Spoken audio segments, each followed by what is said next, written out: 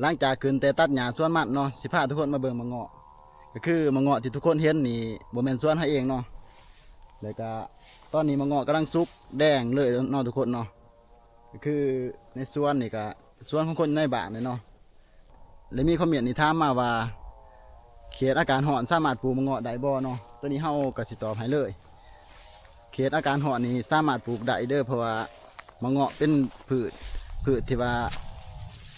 เขตร้อนเนาะเป็นมะใหม่เขตร้อนสามารถปลูกได้เนาะแล้วก็เจริญเติบโตได้ดีก็คือในสวนที่ทุกคนเห็นในคลิปนี่เนาะก็คือเป็นเขตที่ว่าอากาศร้อนเนาะเป็นเขตอากาศร้อนแล้วก็บ่แม่นเขตอากาศหนาวเนาะแต่ว่ามะเงาะก็เป็นหมากดีแล้วก็เป็นหมากดกดีเนาะก็แม่นสามารถปลูกได้ขึ้นมาแต่เสียหญ้าเนาะขึ้นมาแต่เสียหญ้าขึ้นมาแต่ตัดหญ้ามีเมื่อยมาเลาะเบิ่งสวนนี่ก็คือเป็นสวนของคนในบ้านเนาะบ่แม่นสวนของเฮาเองสวนของเฮาเองมันบ่ทันใหญ่แล้วก็บ่ทันเป็นหมากหลายปานนี้เนาะเพราะว่าเฮาก็เริ่มปลูก